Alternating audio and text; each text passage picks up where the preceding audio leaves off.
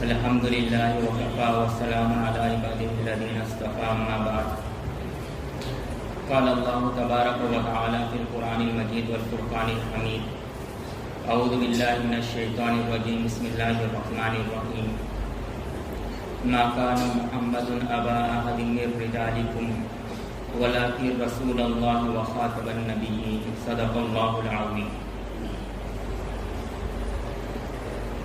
اللہ تبارک و تعالی نے اس آیت کریمہ میں صاف اعلان کر دیا کہ اللہ کے رسول صلی اللہ علیہ وسلم خاتم النبیین ہیں۔ یہ اللہ کا مسلمہ فیصلہ ہے کہ آپ صلی اللہ علیہ وسلم آخری نبی ہیں۔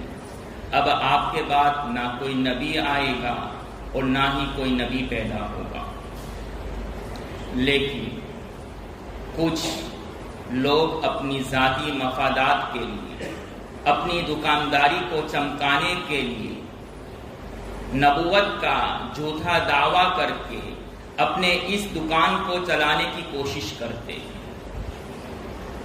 تاریخ کی کتابوں میں مدعیان نبوت کا مکمل تذکرہ موجود ہے، جس سے پتہ چلتا ہے کہ مدعیان نبوت مختلف ممالک اور خطوں سے تعلق رکھتے تھے۔ بدقسمتی سے بر صغیر ہندوستان میں ایک شخص نے نبوت کا دعویٰ کیا اور ایک انگریز کا ایجنٹ اور انگریز کا خود کاشتہ خاردار پودا نبوت کا دعویٰ کر کے اپنے آپ کو نبی ثابت کرنے کی کوشش کی۔ میری مراد اس سے رئیس الشیاطین، اخبث الخبیثین، نطفہ ناپاک اور نجیس وجود مرزا غلام احمد قادیانی ہیں۔ یہ اس دور کا واقعہ ہے جبکہ سن عیسوی 1880 میں ہندوستان پر انگریزوں کا قبضہ تھا۔ اسلام پر انگریز، عیسائی پادری، اسی طریقے سے ہنود کی طرف سے بے شمار اعتراضات کی یلغار تھی۔ اچانک ان دنوں میں خوب مناظرے چلتے تھے اور لوگوں کا اعتماد مقتدی اور علماء اور پیشوا پر تھا۔ اچانک مرزا غلام قادیانی کا لاہور کی طرف سفر ہوا۔ وہاں ایک پنڈت تھا جس نے سارے مسلمانوں کو حیران کر کے رکھا تھا، سب کے ناک میں دم کر رکھا تھا۔ اچانک مرزا غلام قادیانی نے اعلان کر دیا کہ اس پنڈت کا مناظرہ میں کروں گا اور اس کو ہرا کر کے دکھاؤں گا۔ یہ ہارا یا نہیں ہارا وہ دوسرے نمبر کی بات، اس کی تفصیل بعد میں آئے گی، لیکن جیسے ہی اس نے یہ دعویٰ کر دیا مسلمانوں میں مشہور ہو گیا کہ ایک زبردست مناظر ہے۔ پھر اچانک وہ اپنے آپ کو تمام مسلمانوں کا ہمدرد بتلا کر کے یہ کہتا ہے کہ میں ایک کتاب براہین احمدیہ کے نام سے شائع کر رہا ہوں جو 50 جلدوں پر مشتمل ہوگی اور اس میں 300 سے زائد دلائل ہوں گے، جس سے اسلام کی حقانیت ثابت ہوگی اور دیگر مذاہب پر اسلام کی برتری ثابت ہو جائے گی۔ چنانچہ 1-2 جلد شائع کر کے مزید مشہور ہو گیا۔ لیکن یہاں پر لطیفے کی بات یہ ہے کہ اس نے دعویٰ کیا تھا 50 جلدوں کے شائع کرنے کا، اور اس نے وصول کیا تھا سب سے 100 روپیہ اس دور میں، جس کی وجہ سے اس نے اپنا خزانہ بھر لیا تھا، راتوں رات مالدار ہو گیا تھا۔ اس کتاب کی لاگت 1 روپیے سے کم تھی اور اس کی قیمت پہلے اس نے 5 روپیے، پھر بڑھا کر کے 10، پھر بڑھا کر کے 15، پھر 20، پھر 25 اور آخر 100 تک پہنچ گیا۔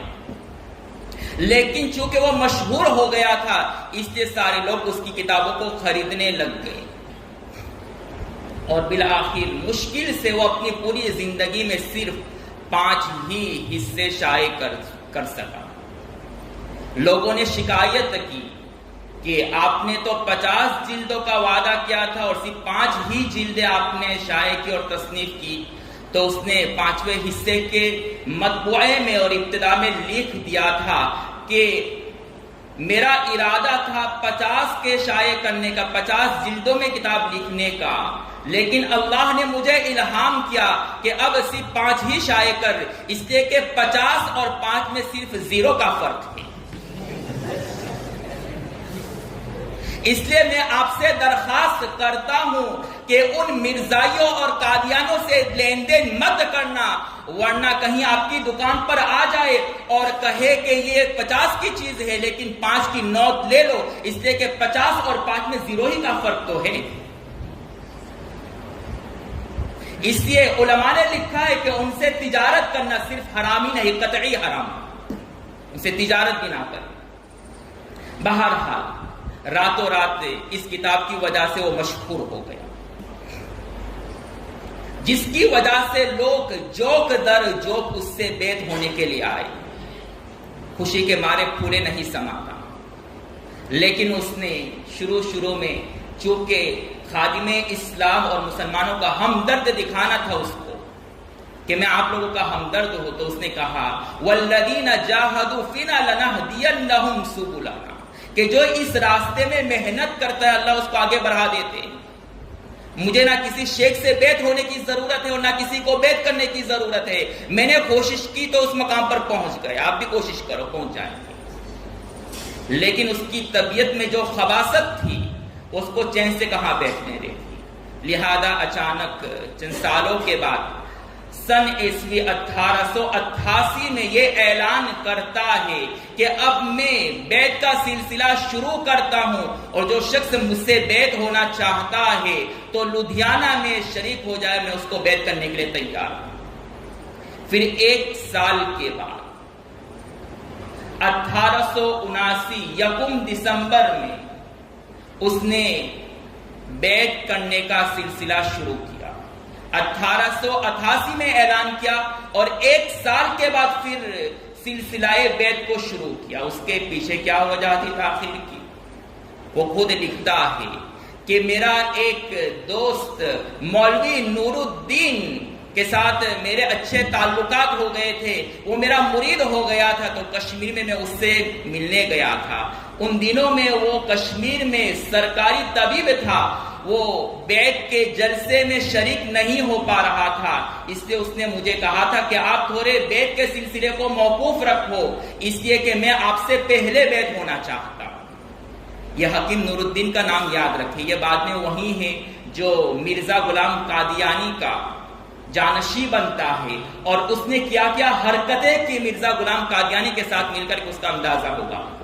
تو نور محمد دین سے چونکہ مرزا غلام قادیانی نے وعدہ کر رکھا تھا کہ سب سے پہلے اس کو بیت کرے گا، اس لیے اس نے اپنے بیت کے سلسلے کو 1 سال موقوف رکھا۔ بہرحال 1 سال کے وقفے کے بعد اس نے بیت کا سلسلہ شروع کیا، جس میں 40 اشخاص اس کے ہاتھ پر بیت ہو گئے تھے۔ مرزائیوں کے قول کے مطابق اسی وقت اور اسی تاریخ سے سلسلہ آریہ احمدیہ کی ابتدا ہوتی ہے، یعنی فرقہ احمدیت کی ابتدا، جس کو آپ فرقہ مرزائی کہے یا فرقہ قادیانی کہے، اسی وقت سے شروع ہوتا ہے۔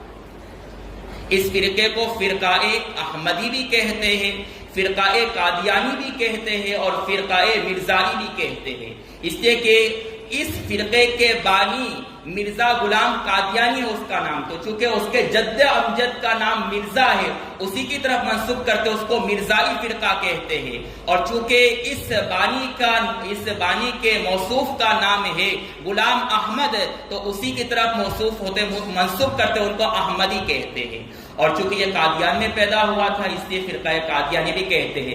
فرقہ قادیانی نہ کہو بلکہ فتنہ قادیانی کہو۔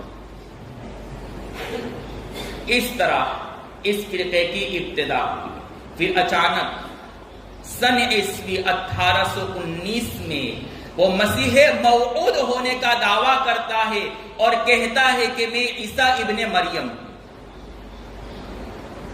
اب چونکہ یہ دعویٰ عقیدہ ختم نبوت کے خلاف تھا، تو تمام مسلمانوں کے مکاتب فکر کے حلقوں سے اس کے اوپر ارتداد اور کفر کے فتوے لگائے گئے، جس میں مولانا ثناء اللہ امرتسری بہت آگے تھے، جس کی وجہ سے زندگی بھر مرزا غلام قادیانی نے ان کو خوب گالی دی اور بد دعا بھی دی، لیکن یہ بد دعا کسی کام کی نہیں آئی۔ اس کی تفصیل اگر موقع ملا تو آخر میں بیان کریں گے۔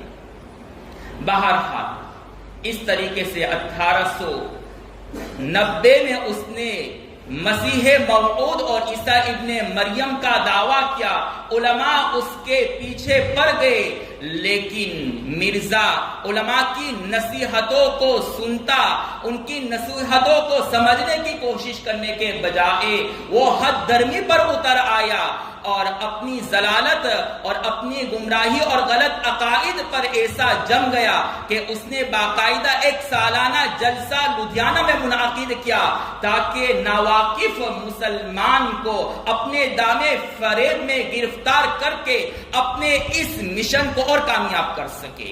اور پھر اس سالانہ جلسے کو منعقد کرنے کے پیچھے جو وجہ بیان کی بڑی عجیب ہے۔ وہ کہتا ہے کہ یہ سالانہ جلسہ جو ہم منعقد کر رہے ہیں وہ کوئی عام جلسہ نہیں ہے، بلکہ یہ ذلی حج ہے۔ اللہ ہی بہتر جانے یہ ذلی حج کیا ہے۔ پھر کہتا ہے کہ اس میں شریک ہونے والے شخص کو حج اور عمرہ سے بھی کئی گنا زیادہ ثواب ملے گا۔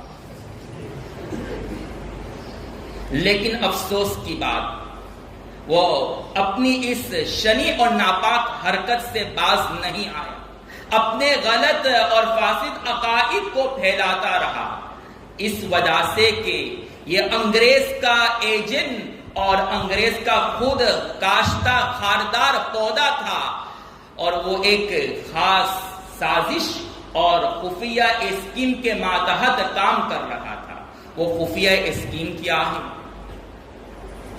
اس میں بھی کافی تفصیل ہے، لیکن اس کا محصل اور خلاصہ یہ ہے کہ جب انگریز ہندوستان میں تجارت کی آڑ میں آ کر کے ہندوستان پر قبضہ کرنا چاہا تو مسلمانوں کے دلوں میں جو جذبہ جہاد تھا اس کی وجہ سے وہ لوگ اس ملک پر قبضہ اور حکومت نہیں کر پا رہے تھے، اس لیے برٹش حکومت نے، انگریزی حکومت نے ایک وفد تیار کیا جس کا کام یہ تھا کہ ایسے افراد کو تلاش کیا جاوے جو مسلمانوں کا مقتدا اور پیشوا ہو، اور ساتھ ساتھ میں وہ ہماری کٹپتلی بن کر کے ہماری بات کو شائع کرے اور ہمارے موافق فیصلہ کرے اور جذبہ جہاد کو مسلمانوں کے دلوں سے نکالے۔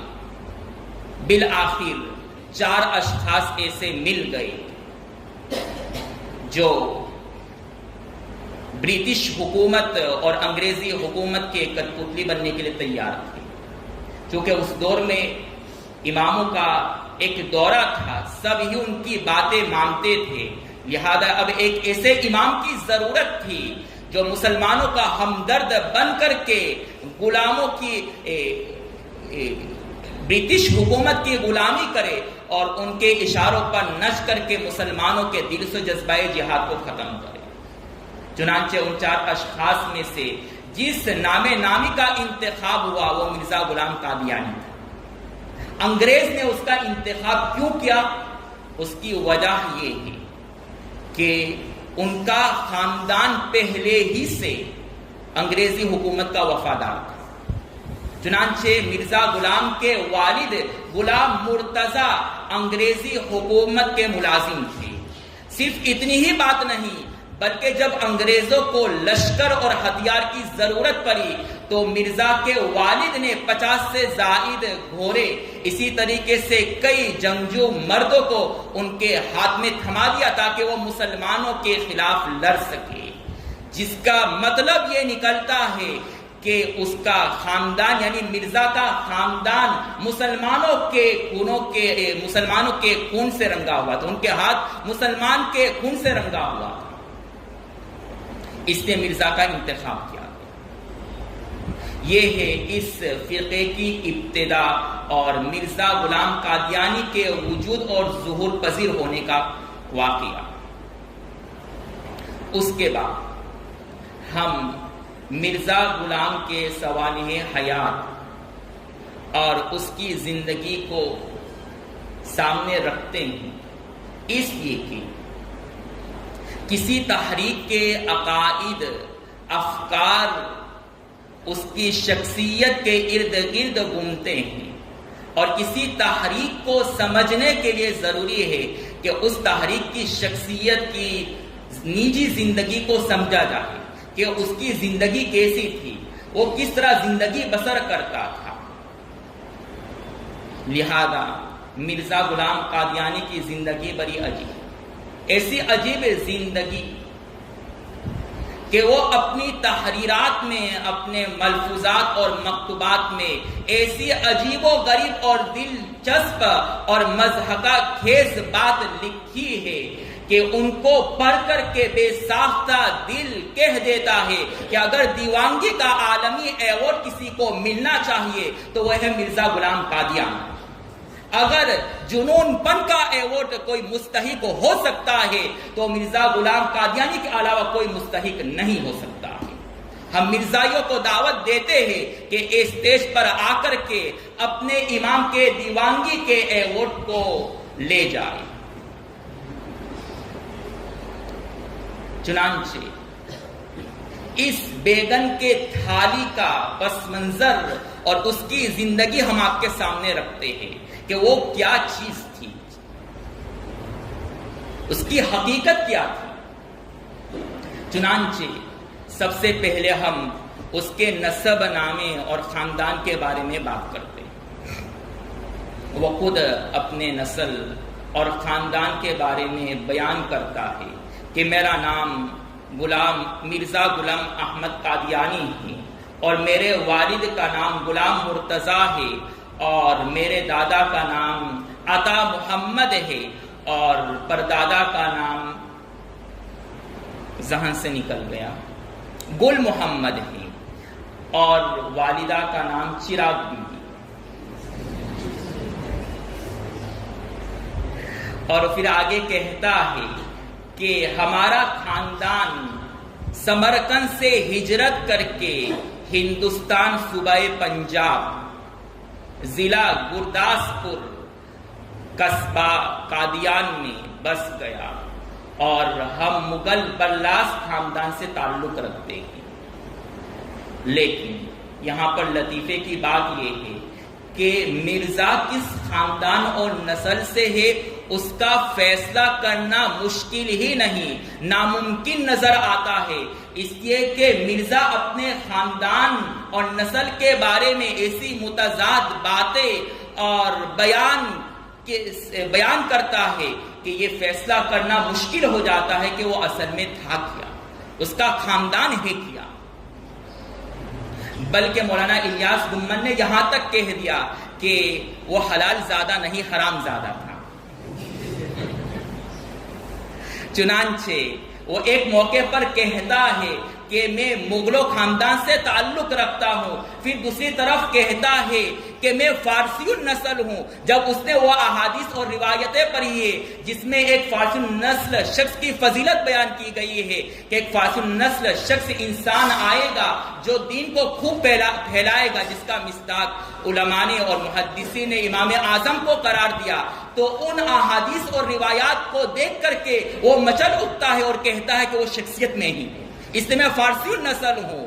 لیکن اس کی طبیعت اس پر اکتفا نہیں کرتی ہے اور وہ کہتا ہے میں چینی ہوں، میرے آبا و اجداد چین کے حدود سے آئے تھے، پھر بھی اس کا دل بھرتا نہیں، اس کو قرار نہیں آتا ہے، تو کہتا ہے میں فاطمی اور اسرائیلی کا مجموعہ ہوں۔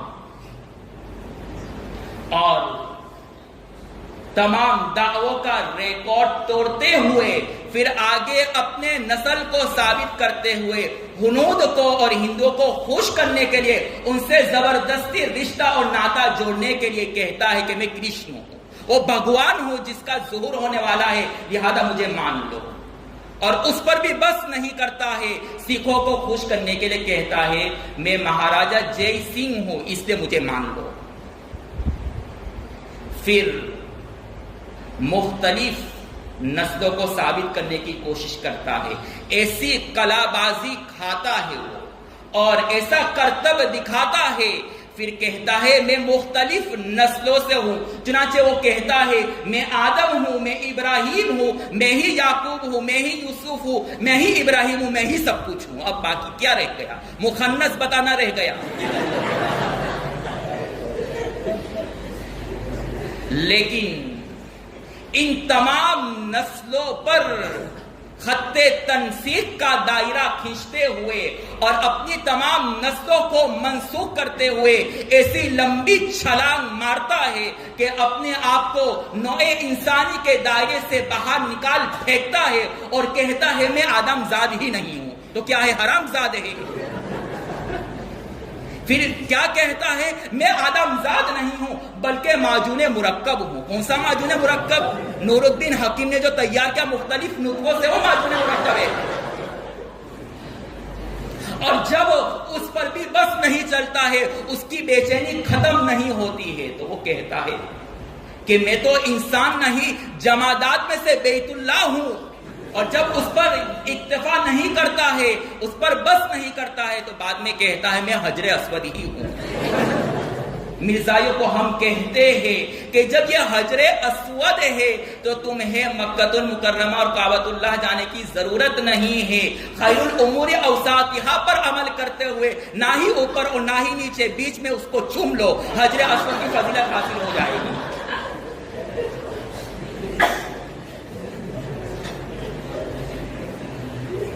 اور جب اس پر بس نہیں چلتا ہے اور ایک چھلانگ لگاتا ہے اور کہتا ہے کہ اللہ نے مجھے کچھ دیر کے لیے مؤنث بنا دیا تھا تاکہ میں مرد کے گاجر کو چاک سکوں اور مجھے پتا چل سکے کہ قوت مردانگی کیا چیز ہے.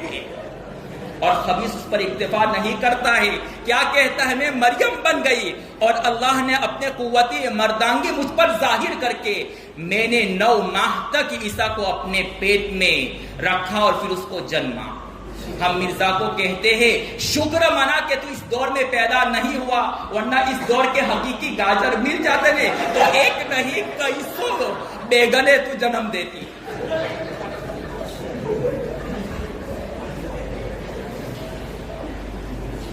یہ مرزا غلام انسان نہیں تھا بلکہ گرگٹ تھا، بلکہ پورا گرگٹ اوپر سے نیچے تک ایک گرگٹ تھا. اس کا رنگ مختلف شکلوں میں بدلتے رہتا تھا.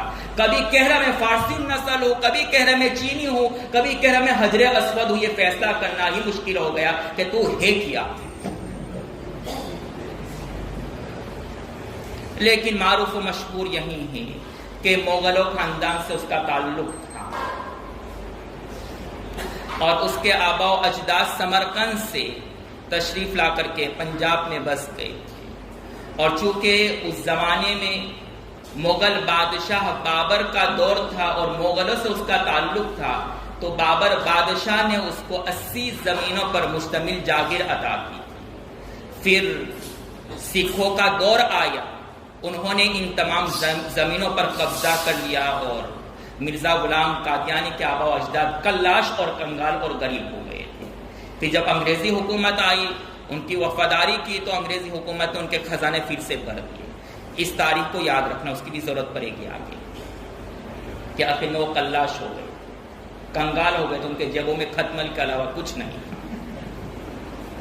اب آتے ہیں مرزا غلام قادیانی کی تاریخ پیدائش.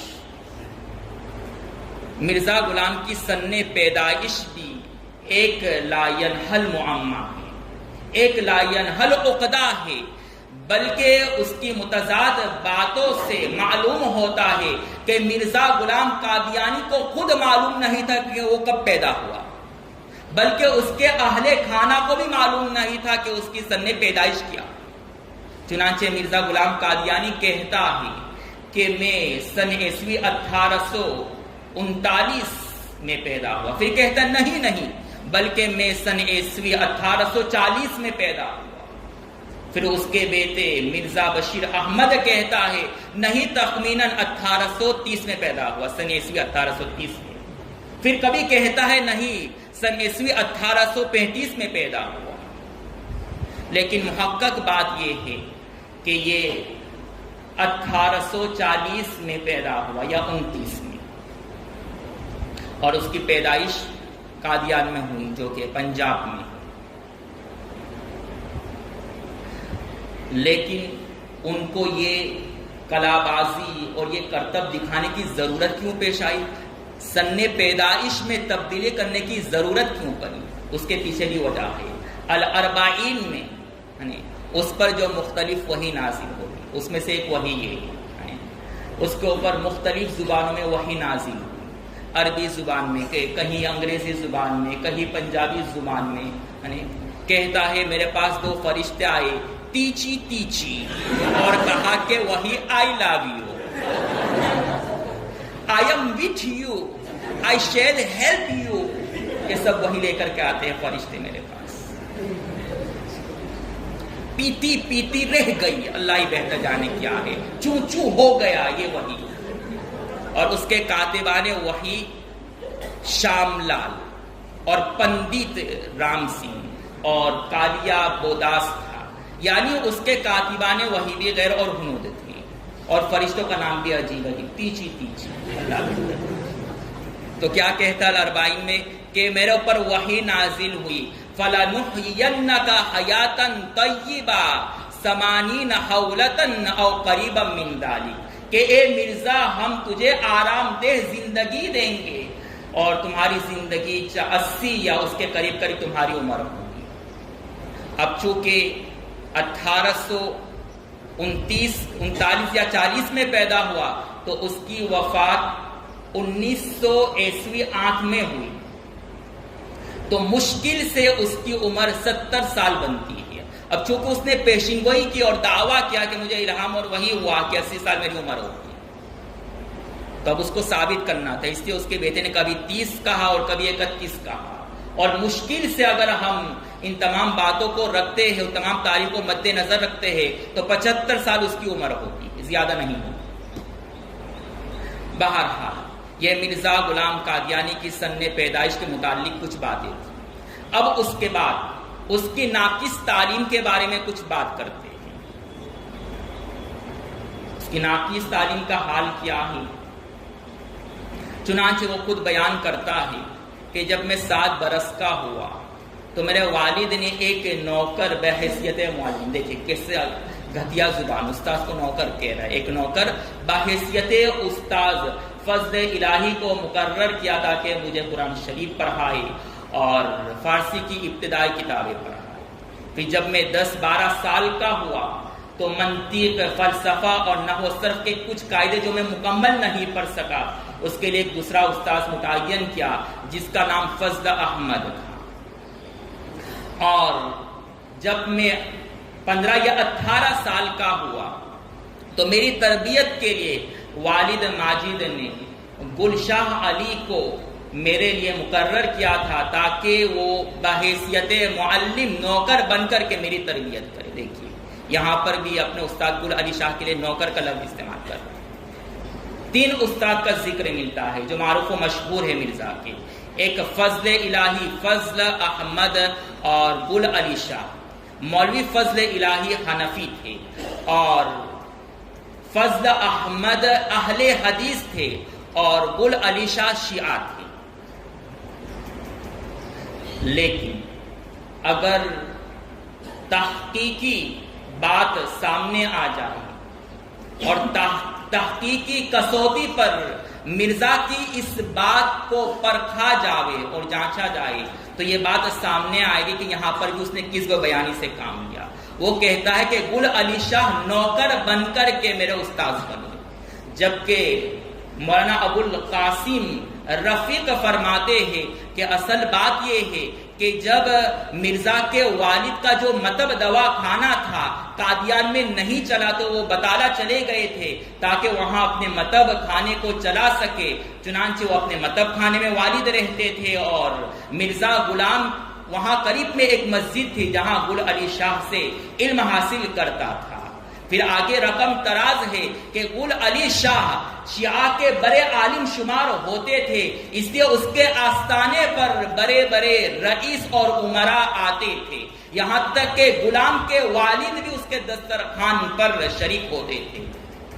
اس بات سے معلوم ہوئی اور اس گفتگو اور بیان سے یہ بات سامنے واضح طور پر آ گئی کہ غل علی شاہ کبھی کسی مالدار کے آستانے اور در پر نہیں گئے، چھ جائے کہ مرزا غلام قادیانی جیسے کلاشن بھکاری کے در پر نوکر بن کر کے جاتے،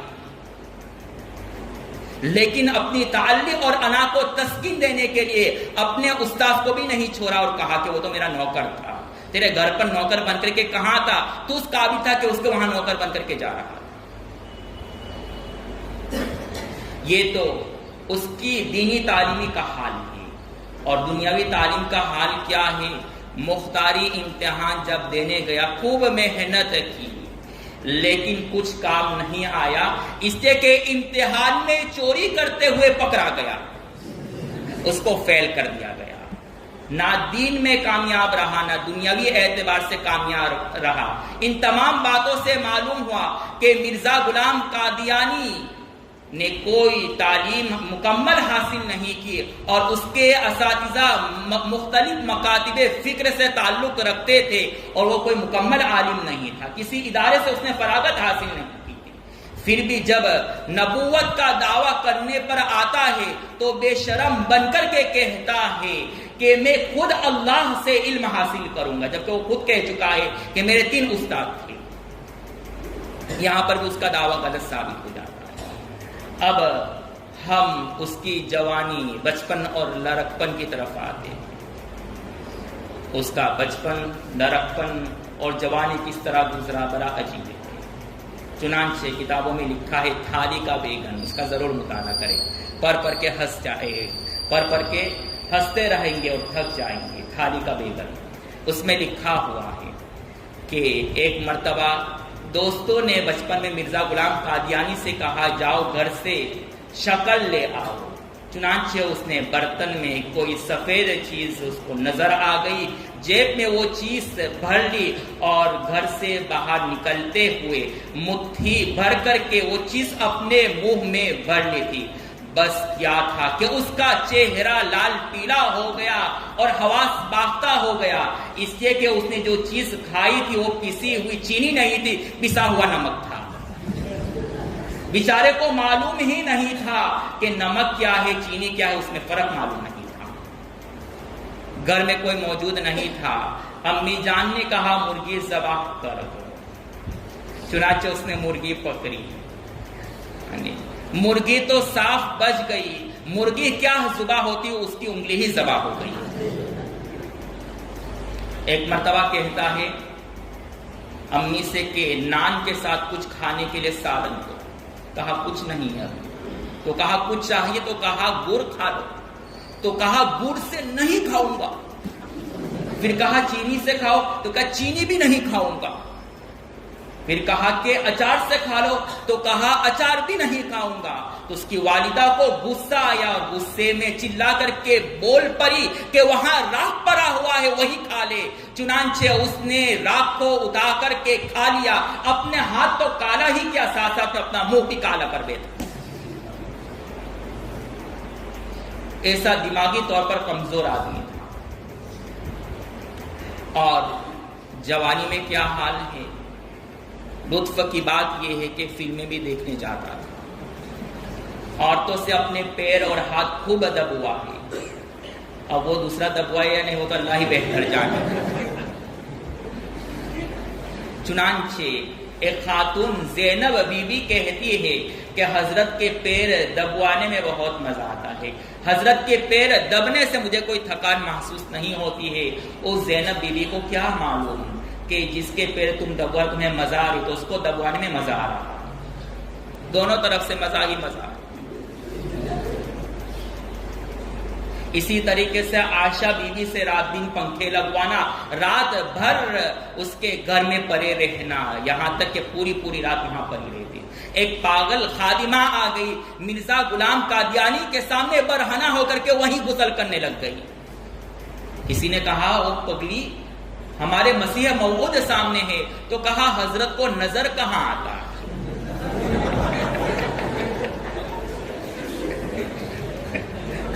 کسی نے سوال کر لیا کہ ہمارے مسیح موعود تو اپنے پیر دبواتے نا محرم سے. تو جواب دیا کہ حضرت کے پیر دبوانا گناہ ہی نہیں، گناہ نہیں ہے بلکہ باعث ثواب ہے. اور مزید آگے اضافہ کرتے ہوئے کہا کہ یہ موجب برکت ہے. اللہ کا شکر ہے کہ اس نے پھر پیر دبوانے کو موجب برکت قرار دیا ہے. اگر وہ اس چیز کو موجب برکت قرار دے تو کیا ہوتا ان مرزائیوں کا.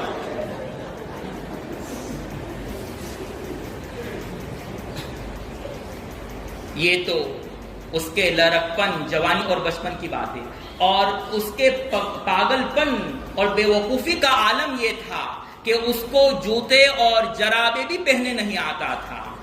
دایاں جوتا بائیں پیر میں اور بائیں پیر کا دائیں پیر میں، اور جرابوں کا اگلا حصہ پیچھے اور پچھلا حصہ آگو اور پیچھے اور بے وقوف گر گیا. تو امی سے کہا کہ یہ جہاں سے خرید کر کے لاتی وہ صحیح چیزیں نہیں ہیں، مت لایا کرو. تو امی نے کہا بے وقوف تو صحیح سے پہنے تو نے، اس لیے تو گر رہا ہے کہ صحیح سے پہنتا نہیں. نشانی لگائی پھر بھی اس کے باوجود جوتے غلط پہن رہا ہے. اور اتنا کم عقل تھا کہ اس کو غریبی دیکھنے نہیں آتی. پھر اس طرح کی کئی داستانیں اس کے بارے میں کتابوں میں موجود ہیں جس کا بھی تفصیل ممکن.